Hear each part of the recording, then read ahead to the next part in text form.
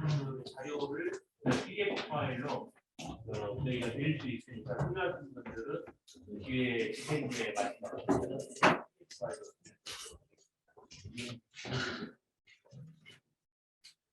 자, 우리 15분이 되었습니다. 우리 이번에는 주제 강연 두 번째 시간이고요. 바울서신 설교를 위한 사회사적 접근이라는 제목으로 우리 박영호 목사님, 포항제일교회 장로님께서 계시는데 시간이 25분으로 준비되어 있습니다. 네, 시작하도록 하겠습니다. 예, 여러분 반갑습니다. 박영호 목사입니다. 저는 포항제일교회 목회하고 있고요. 3년 반 전까지는 우리 차 교수님하고 같이 한일장성에서 가르치고 있었는데 지금 목회하고 있습니다. 미국에서 교회 개척해가지고 한 10년 목회했고요. 학교, 신학교, 한국에서 경험했고 그래서 이제 목회와 학문, 또 한국과 미국 목회, 그리고 미국에서 교회를 개척했고 지금은 116년 된 교회, 117년 된 교회입니다. 저희 굉장히 오래된 교회에서 다양한 이제 분야를 왔다 갔다 하는 됩니다. 그런 경험들 함께 나눴으면 좋겠고요. 그래서 이제 결국 신학은 제가 볼 때 두 세계를 연결하는 것 같아요.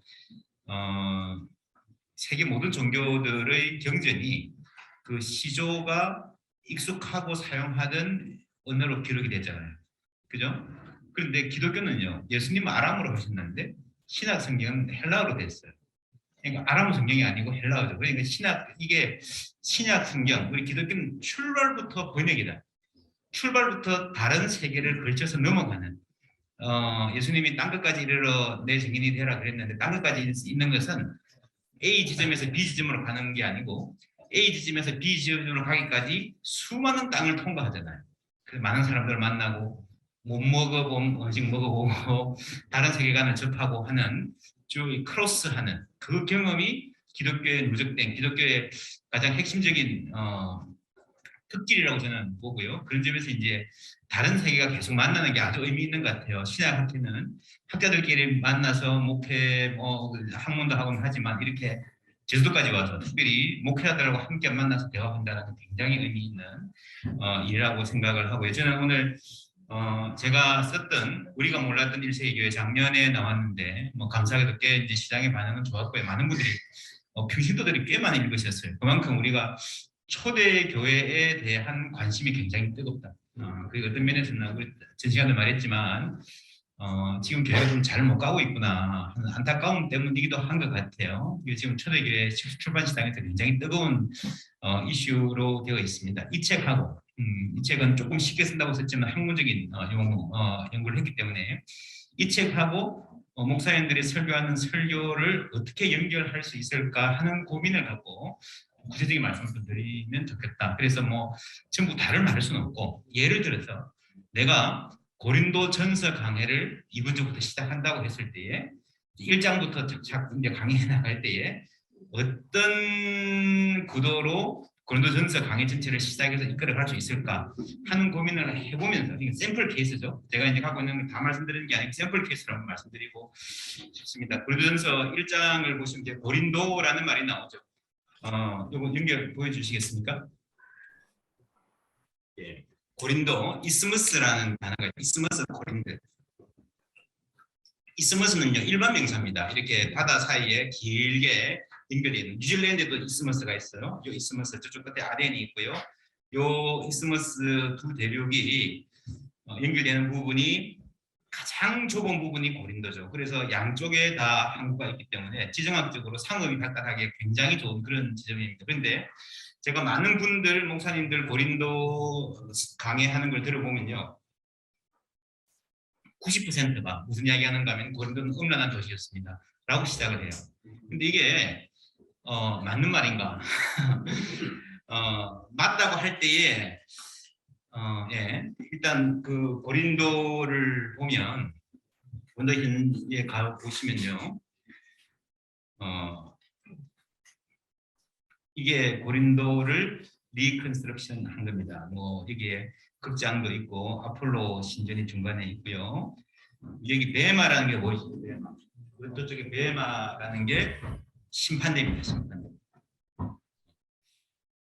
지금도 고린도에 가면 이렇게 되어 있습니다. 그러니까 아주 퍼블릭하죠, 그죠? 그러니까 심판을 하면 갈리온가요? 그 총독의 심판을 하면 다 보고 있는 아주 오픈된 공간에서 심판이 이루어지는 거라고 볼 수 있습니다. 이 베마라는 단어가 성경에 그대로 나오죠. 고린도후서 5장 9절에 우리가 다 반드시 그리스도의 심판대 앞에 나타날 것이다 라고 할 때 그 베마라는 말을 들었을 때 우리가 갖고 있는 이미지가 있지 않습니까? 그죠? 고린도에 실제로 살던 그 사람들은 이 베마, 총독 갈리오가 심판하던 그 베마를 생각하고 하나님의 심판대를 연상을 했겠죠. 우리가 갖고 있는 생각들. 그래서 우리가 성경을 읽을 때에 이 말씀을 처음 들었던 그 first reader들, 이 말씀을 썼던 그 author가 어떤 이미지를 갖고 했는가 하는 것을 우리가 갖는 거하고 굉장히 많이 다를 수 있습니다. 그 가능하면 그쪽으로 가까이 가보자 하는 게 제가 이 책을 쓴 많은 분들이 역사적 연구를 하시는 교수님들이 그런 연구를 하시는 의미, 목적이라고 생각됩니다. 그리고 이 베마라는 말을 이때 했었고 이 말이 바울의 신학적 보케뷸러리에 들어와서 이제 로마서에도 심판 대표스라 이런 말이 있죠. 우리도 한번 설교를 하고 나면요. 그 다음에 이렇게 그때 설교해서 느꼈던 것들을 그 다음에 설교나 강의에서 쓰잖아요. 그런 식으로 바울 신학이 쭉 이렇게 accumulate, 쌓여가는 그런 컨셉들이 있는 것 같아요. 저는 이 베마의 경험이 고린도에서 바울에게는 중요한 경험이었던 것 같아요. 이게 이제 아크로 코린도입니다. 제가 발제물에도 단장에 썼는데 당시 폴리스는 폴리스, 네크로폴리스, 아크로폴리스. 그러니까 죽은 자들의 도시, 묘지, 그리고 폴리스, 산자들의 도시, 신들의 도시 이렇게 늘 세 주체가 공존한다고 생각을 했습니다. 굉장히 종교적이죠. 우리하고 굉장히 많이 다른 개념인데 이게 아크로폴리스입니다. 아크로고린도라고 하는 그러니까 모든 당시 그리스의 아크로폴리스 중에 가장 임프레시브한 아크로폴리스 중에 하나 아크로코린토였고 이게 이제 지금 있는 건물은 중세의 건물이긴 합니다만은 당시에 비너스의 그 신전이 있었고 여기에 1000명의 창녀가 있었다라는 말 기록이 스트라보에 있고요. 그리고 이제 당시에 고린도티아조라는 말이 고린도인처럼 살다가 아주 성적으로 방탕하게 살다라는 이디엄으로 되어 있었다라고 하는 말들이 있어서 이런 것을 우리가 인용하면서 고린도전서 강의를 시작을 하는데 김세희 교수님도 그러시더라고요. 그거 보고 그런 느낌이 들어요. 이게 현실적으로 그렇게 정확하지는 않습니다. 일단은 기록들, 스트라보 기록들을 비중적으로 읽을 필요가 있고 이건 아주 옛날 이야기고 그리고 여러분 여기 가보시면요. 여기가 1000명이 올라갈 수 없게 돼 있어요.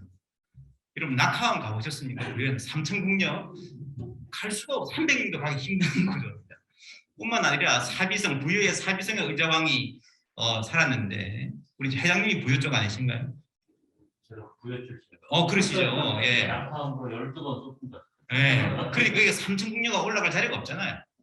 그러니까 이 고고학적으로 불가능한 이야기입니다. 이게 많이 부풀려져 있겠죠. 어느 정도 있었겠지만. 그리고 이제 역사의 기록은 늘 승자의 기록이기 때문에 의자왕이 굉장히 방탕하고 탐란, 음탐했다, 망할만 했다라고 하는 과장이 있었지 않았나. 저는 고린도도 비슷하다고 생각해요. 고린도인처럼 행하다는 말도 고린도와 아테네와의 강한 경쟁 속에서 인벡티브로 나오는.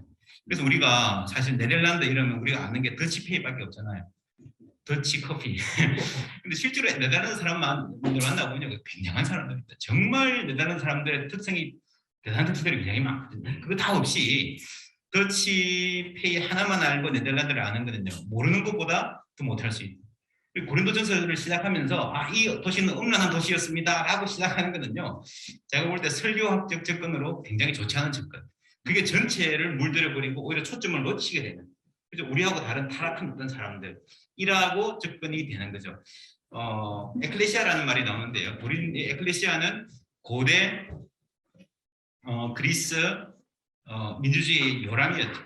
근데 이 고린도라는 도시에 있었기 때문에 고린도가 사실은 BC 30페이지에 있습니다. BC 146년에 이때가 카르타고가 멸망하던 때하고 같은 해인데 로마하고 전쟁을 하죠. 전쟁을 하는데 사실은 전쟁을 해서는 안 됐습니다. 하면 지는 게 뻔한데 전쟁하자 막 부추겨 가지고 전쟁을 하게 됐는데 그래서 고린도가 망하고요.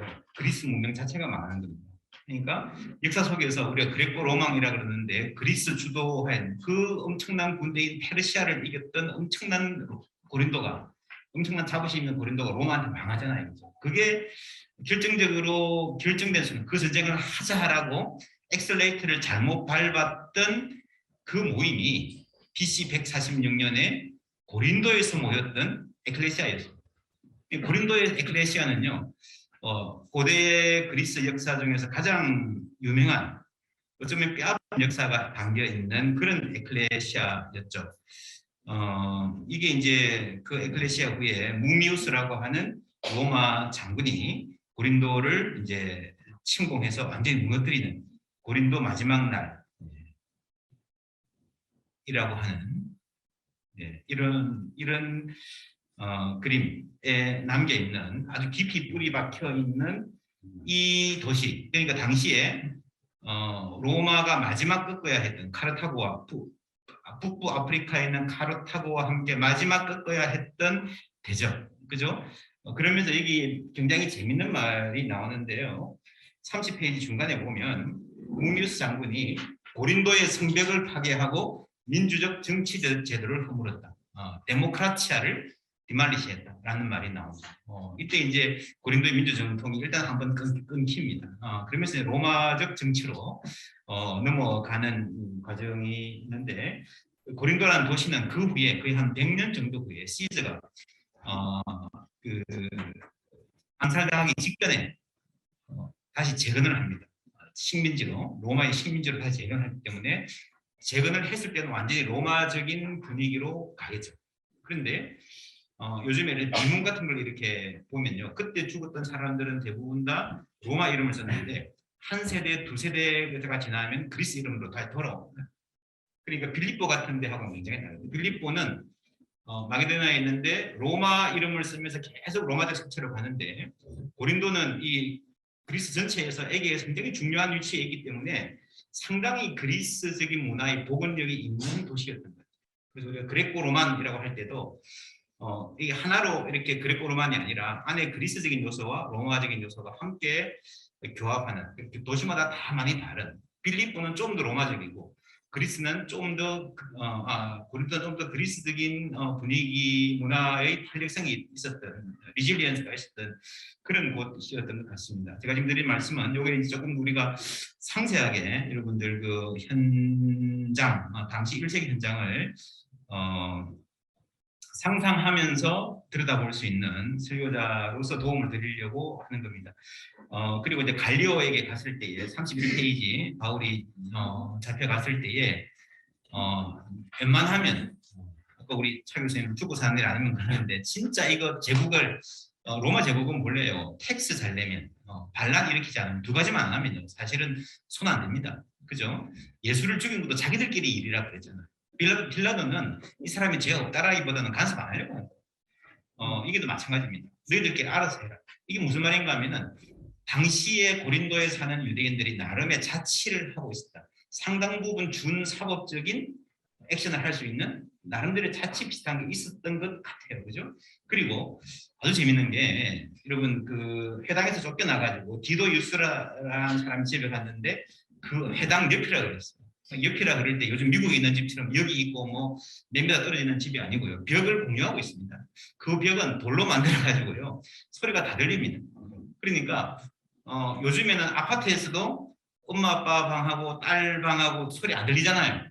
그러니까 이 거리 감각이 소리로 생각하면요. 아파트 앞에 우리 아들 방보다 더 가까운 게 거리예요. 회당과 가정에서 교회가 모여있죠. 교회가. 그래서 당시 뭐 가버나움도 그렇고요. 가보면 교회와 회당이 아주 그래서 갈 수는 굉장히 가까워. 특별히 고린도에는 벽 하나를 사이에 두고 소리도 다 들리는 무슨 누가 오는지 냄새도 다 나는 그런 공간에서 교회와 회당이 사이드 바이 사이드로 같이 존재했었다라고 하는 그러한 센스를 우리가 갖고 있을 필요가 있습니다. 그리고 뭐 시간이 없어서 좀 빨리빨리 진행하겠습니다. 32페이지 보면요. 4장에서 9절은 그 4절에서 9절은 이제 바울이 감사하죠. 여러분들 때문에 감사한다. 이것은 수사학에서 이제 카파치오 베네볼렌티아에, 그러니까 우리도 설교하러 가면 여러분 교회 참 소문 좋습니다. 좋은 목사님입니다. 뭐 그러잖아요, 그죠? 뭐 빈말일 경우가 많지만 그런 걸 당시 수사학에서는 굉장히 중요한 방법이었어요. 근데 이걸 하면서 바울은 칭찬을 하면서 칭찬으로만 끝나지 않고 이게 종말론적인 주제를 가지고 옵니다. 7절, 8절에 보면 그죠? 그리스도에 나타나심. 여러분 제가 볼 때 고린도 교회의 가장 중요한 특징, 그 잔 바클레이라고 이런 바울과 선물이라는 책 쓰신 분이 있죠, 그죠? 그분이 고린도 교회와 데살로니가 교회를 비교한 논문을 쓴 적이 있습니다. 아주 재밌는 논문인데 여기 보면 이 두 교회를 바울이 개척한 지가 몇 개월 차이가 안 나는데 너무 다르다는 거예요. 그러니까 데살로니가 교회의 문제는 지나치게 종말적이었어요. 그죠? 완전히 무슨 옛날에 다미 선교처럼 언제 주님 오시나 그것만 바라보고 있는 사람들이었는데 고린도는 그렇지 않습니다. 아주 종말에 대한 관심이 없어요. 그죠? 그래서 고린도 전서 전체를 보면 가장 유명한 장이 13장입니다. 목사님들이 가장 유명하다고 중요하다고 생각하고 강조하는 장이 15장이죠. 부활장. 그죠? 13장이 하이라이트고 가장 강한 신학적 무게는 15장에 가 있습니다. 15장을 바울이 왜 그렇게 썼는가? 15장 쓰려고 쭉 썼다고 할 수도 있는데 왜 썼는가? 부활을 부인하는 거죠. 예수 믿는데 부활을 부인하는 게 뭐냐? 33페이지 위에 제가 썼는데요. 너희가 이미 배부름이 이미 풍성하며 우리 없이도 왕이 되었다. 그래서 고린도 교회의 문제는 신학적으로 말하면 실현된 종말론, 과도한 실현된 종말론, 부활 필요 없다. 이 세상이 좋은 거예요. 아마 고린도 교회 핵심들은요, 일단은 먹고 살만 했을 거예요. 그리고 또 하나는 강한 성령의 경험이 이것을 말했을 겁니다. 정말 사람이 성령을 강하게 받으면요, 너무 좋아. 우리 성경에서 말하는 뭐죠? 찬송가에 세상도 없고 나도 없고 구속한 증은 뭐해도 그냥 밥 안 먹고도 살 수 있을 것 같은 느낌 정도의 강렬한 성령의 경험과, 그리고 아마 고린도 교회의 리더들은 신학과 사회를 이끌어가는 분들은 사회적으로도 먹고 살만 했던 것 같아요. 그러니까 그리고 고린도는 핍박의 증거가 별로 없습니다. 데살로니가는 이곳에 핍박이 있죠, 그죠?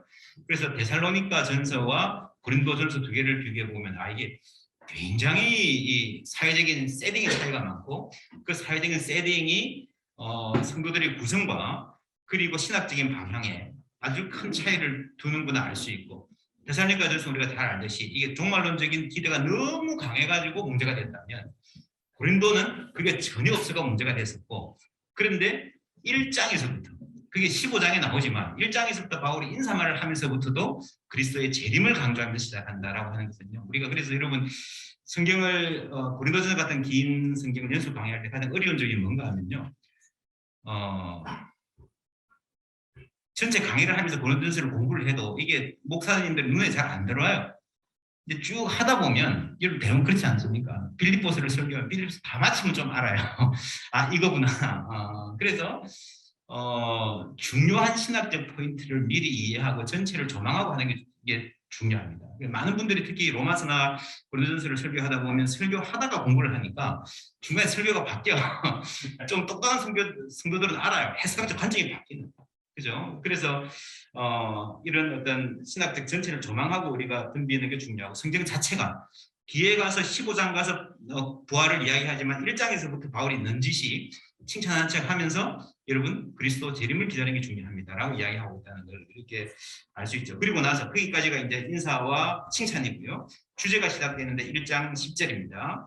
형제들아, 내가 우리 주 예수 그리스도 이름으로 너희를 권하노니 모두가 같은 말을 하고 너희 가운데 분쟁이 없이 같은 마음과 같은 뜻으로 온전히 합하라라는 게 고린도전서 전체의 주제입니다. 그죠? 이 주제를 보면 고린도전서 13장이 왜 중요한 장인지 알 수 있죠. 그죠? 이 주제를 시적으로 이제 표현해낸 거죠. 요 아이디어, 워딩은 다른데 아이디어가 호모노이아라는 말이 있습니다. 이게 이제 당시 알렉산더가 알렉산더 때 머리에 들었던 지도라고 볼 수 있는데, 알렉산더의 스승인 아리스토텔레스는요, 노예, 우리가 잘 아는 노예는 사람 취급 안 했고요, 이방인은 사람 취급 안 했습니다. 그리스인을 만나면 친구로 삼고 이방인은 동물과 같이 여겨라라는 게 아리스토텔레스의 가르침이었어요. 그런데 알렉산더는 아니었어요. 세계를 정복하면서요, 바벨론에 가가지고 살고 거기서 결혼했잖아요. 그죠? 그리고 페르시아 사람, 이집트 사람들에게도 최고의 예를 갖춥니다. 유대 제사장들한테도 예의 있게 대하죠. 알렉산더가 여러분 대단한 사람입니다. 꽤 많은 유대인 학자들이 유대의 역사 전체를 통틀어서 우리 역사에 가장 큰 영향을 끼친 사람은 한 사람 꼽으라면 알렉산더다 하는 사람도 있습니다. 알렉산더가 생각했던 세계, 호모노이아, 온 세계가 하나다. 페르시아, 이집트 전부 다가 하나가 되어야 된다라고 하는 생각을 알렉산더가 사는 세계사에서 먼저 제출을 한 거예요. 그 이전에는 호모노이아, 한 마음이라는 아이디어가 있었지만 인터널 폴리틱스, 폴리스 안에서 하는 거예요. 잘해봐야 우리 펠로폰네소스가 잘해보자 하는 정도였는데 이거를 세계적인 스케일로 확대한 사람이 알렉산더였고, 제가 보기에는 당시에 이 호모노이아는 굉장히 중요한 정치적 과제였습니다. 여러분 그 구글에 호모노이아 코인즈 동전들 쳐보면 굉장히 많이 나와요. 당시에 우리는 지금 우리가 TV나 유튜브 이야기하듯이 당시에는 가장 강력한 매스미디어가 동전이에요. 내가 뭔가를 알리고 싶으면 동전을 추적해서 거기서 새기는 겁니다. 그래서 이 사람들이 혁명을 했는데 혁명을 해서 정부를 뒤집어서 나라를 세울 의도가 있었는가 없었는가를 알려면 동전을 추적하면 그 혁명은 이제 그 소위 루비콘강을 건너는 거야. 바르코바 때 동전을 추적을 했거든요. 동전을 추적한다는 말은 우리가 나라를 세우겠다. 동전이 그 사회의 가장 중요한, 그러니까 콘스탄틴이 그리스도를 그거를 공인하면서 동전이 어떻게 바뀌는가 하는 것들을 볼 수 있는 아주 중요한 역사적 증거가 됩니다. 호모노이아 보이십니까? 그죠? 호모노이아 H는 없고 O 돼 있죠.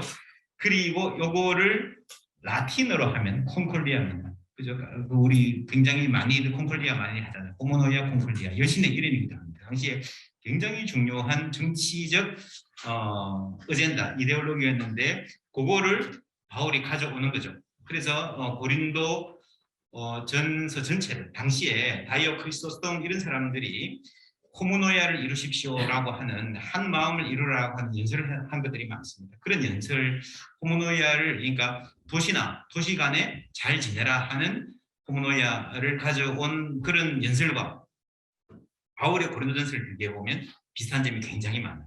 그러면서 바울의 의도가 뭔가를 알 수 있는, 그리고 세상에 있는 아까 우리가 조직 이야기 했었는데 리더십 이런 이야기, 바울의 어떤 고민들을 어떻게 녹여내는가 하는 것을 면밀히 볼 수가 있습니다. 그 다음에 34페이지에 고린도 교회의 분쟁, 너희가 쓴 문제에 대하여 말하면 이라고 하는데, 고린도 전서가 어떤 면에서는 투 트랙으로 가요. 하나는 너희가 쓴 문제들에 대해서는 고린도 교회가 공식적으로 바울한테 물어본 거죠. 그죠? 거기에 대해서 공식적으로 대답을 하는 겁니다.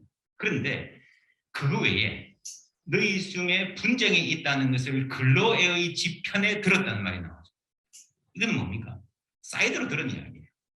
무슨 말인가 하면 공식적인 채널로 받고 공식적인 채널로 대답을 하는데 그걸로 부족한 거예요. 사이드로 들은 것을 바울이 대답을 해줘야 돼요. 그러니까 리더십이 확고하지 않고 바울과의 공식적인 채널 자체도 완벽하게 가동되지 않는 상태라고 봐야 돼요. 그리고 더 재밌는 게요. 11장에 보면은요. 너희 중에 분쟁이 있다 함을 듣고 어느 정도 믿거니 말하는 거죠. 이게 굉장히 재밌는 말 아닙니까? 믿으면 믿고 많은 거지. 어느 정도 믿는다. 바울이 믿는 거예요. 그런데 글로의 지편에 들어온 소식을 100% 신뢰하고 말을 풀어나가기에는 여러 가지 부작용이 예상이 되는 거예요. 목회적 부작용. 그죠? 그걸 예상을 하면서 잠정적인 상태에서 전체 논의를 이끌고 나가는. 바울이 목회를 하는 전략이 이런 부분에서 굉장히 이렇게 델리케이트한, 아주 미묘하고 섬세한 부분이라고 볼 수 있습니다. 그리고 나서 이제 게바, 그리스도, 바울, 아볼로 이런 말이 나오는데 이 네 계파가 각각 어떤 신학적인 겨냥을 지니고 있는가. 특별히 베드로 같은 경우는 유대주의자다, 율법주의자 계열이 있다 하는데 사실 그런 근거는요 고린도전서에 거의 없습니다.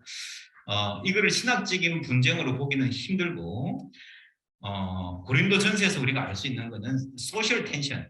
그러니까 이 바울이 어느 집안, 유력한 집안은 세례를 줬다라고 할 때에 내가 누구한테 세례를 받았다 할 때 그 집안 자체가 큰 오이코스가 하나의 그룹이 돼서 이제 서로 유력 가문이 경쟁하는 그런 구도가 고린도 교회 안에 있지 않았는가 하는 생각을 할 수 있습니다. 그리고 이제 이런 그 구도가 정치적인 구도, 교회 팔리티 시스템은 빌립보 교회와는 굉장히 많이 달랐던 것 같아요. 그러면서 이제 빌립보 교회나 데살로니가 교회는 나름대로 리더십 체제를 갖추고 있었는데 고린도 교회는 그런 리더십의 발달이 늦었던 교회였고, 그거는 아마 이런 가정 중심의 유력 가정들이 있어서 자기들끼리 좀 뭐 밥도 내고 이게 장소도 제공하고 그런 교회였기 때문에 그랬을 거라는 생각이 듭니다. 하우스처치 이야기 내가 조금 했고요. 뭐 시간 없으니까 지나갈게요. 37페이지에 철학과 수사학 바울의 교육 정도. 바울이 헬라에는 지혜를 찾으며 이 시대의 변사가 되느냐, 나는 말의 지혜를 하지 않는다 하면서도 사실은 그 말 자체가 굉장히 수사학적이에요. 그래서 이거는 뭐 많은 주석들이 다 동의하는 바입니다.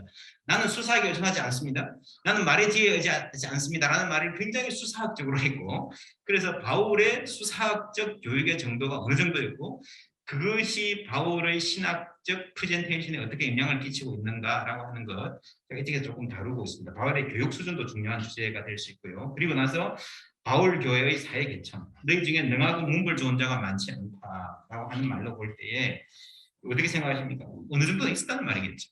그죠? 고린도 교회는 있었던 것 같아요. 어느 정도 돈 많은 사람이 있었고요. 제가 이 책에 조금 상세히 있었습니다. 예수 운동은 가난한 이들의 운동이었다라고 하는 게 거의 2000년 동안의 정설이었습니다. 1960년대부터 다양한 계층이 섞인 운동이었다라는 의견들이 제시되고 지금 아주 엎치락뒤치락하고 있는 상태입니다.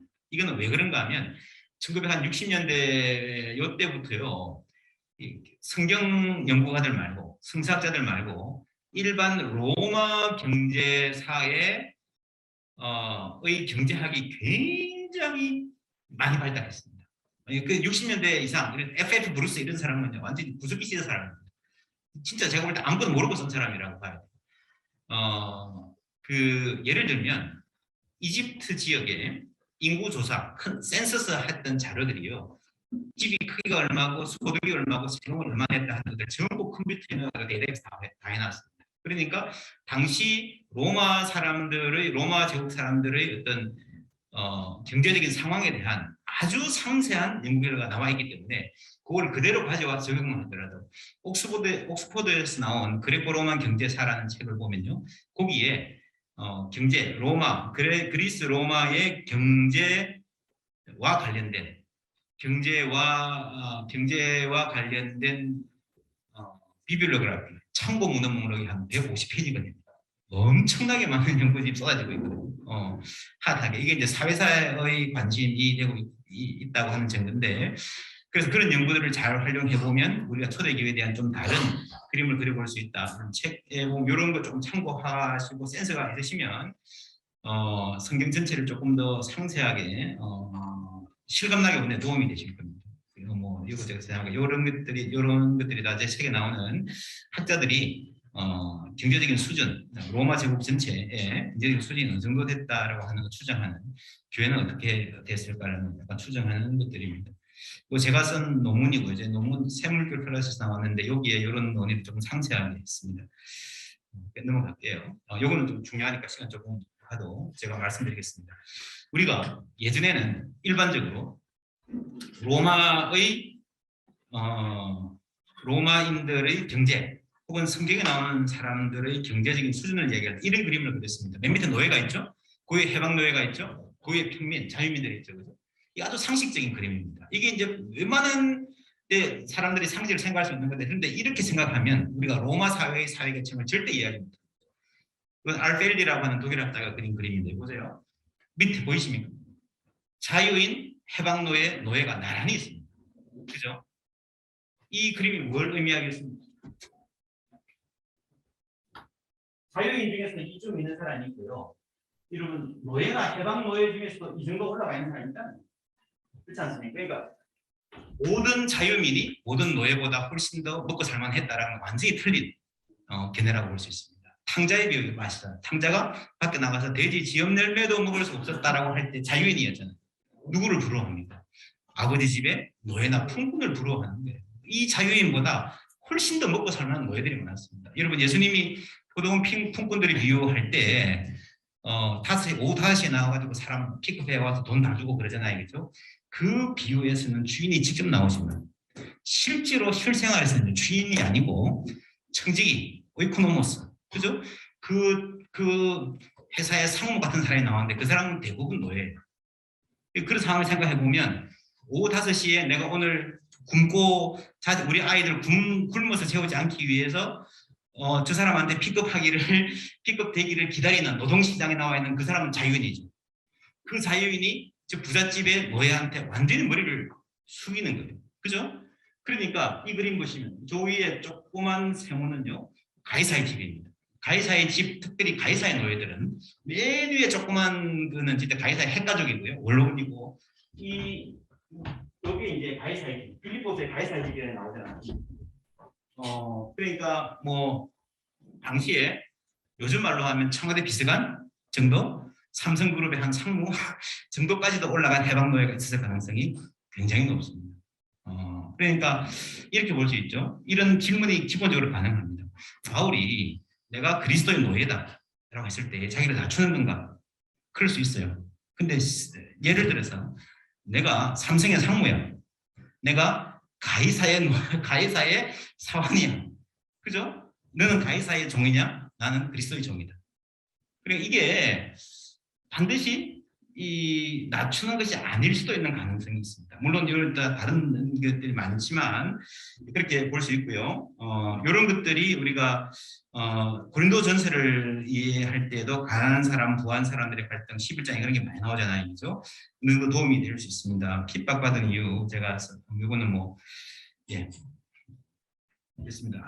그냥 제가 요거 마지막 요거 이야기만 할게요. 고린도전서 야고보서, 야고보서와 고린도전서를 이야기하면 저는 바울과 야고보를 이야기할 때에 가장 답답한 게요. 다른 사람들이 이게 막 같다, 비슷하다, 다르다는 말을 많이 하는데요. 대부분 다 어디에 꽂혀 있는가 하면은 야고보서 2장에 나오는 아브라함의 믿음과 행함 거기만 꽂혀 있습니다. 그죠? 근데 그거는 야고보서의 지극히 일부일 뿐입니다. 바울에도 일부일 뿐이에요. 바울 서신 전체 이신칭이 다 나오는 게 아니에요. 이신칭이라는 한 주제만 갖고 바울과 야고보를 비교하는 거예요. 근데 바울과 야고보를 비교해보면 그 외에 이신칭이 다른 주제 외에 굉장히 비슷한 면이 많습니다. 특별히 이 사회적인 태도, 가난한 자들에 대한 태도에 대해서 바울과 야고보가 굉장히 비슷한 점이 많거든요. 그래서 우리가 성경을 지나치게 이신칭이 중심으로 야고보서 고린도전서 바울을 읽는 것은 지양하고 좀 넓힐 필요가 있다. 사회사적 연구가 그런 비교점을 많이 줄 수 있습니다. 하나 다른 점으로 보면요, 제가 이거 개인적으로 중요하게 생각하는 건데 야고보는 농촌을 중요하게 생각하는 것 같아요. 바울은 도시의 사람입니다. 큰 도시만 다녔잖아요, 그죠? 근데 이 야고보서 4장에 보면 재밌는 게 들어라 어느 도시에 가서 장사해서 벌려고 하는 사람들은 굉장히 도시에 가는 사람을 깝니다. 큰 꿈을 품고 도시에서 뭘 하려고 하는 사람을 까고요. 5장에 보면 이제 욥의 인내 이야기를 하면서 농부의 마음을 갖고, 그죠? 이른 비 늦은 비를 기다리는 예수님을 잘 기다리는 신실한 그리스도인의 모습을 농부로 표상합니다. 이게 우연일까? 저는 굉장히 큰 사회적 자리의 차이가 있다고 생각을 하고, 이런 사회적 자리, 도시적 영성을 잘 개발해서 갔던 바울과 전통적인 농촌의 영성에 머물렀던 야고보의 자리가 믿음과 행함 주제 못지않게 둘의 시각의 차이. 여러분 같은 예수를 믿어도요, 농촌하고 도시 좀 다르지 않습니까? 그죠? 상당히 노정할 수 있다. 이런 점에서 이런 사회적 시각으로 우리가 좀 접근을 찬찬히 해나갈 때에 우리의 설교 또 성경 이해가 현실과 연결되는 대목이 좀 더 풍성해질 수 있다. 예, 하는 말씀 드리면서 마치겠습니다. 감사합니다.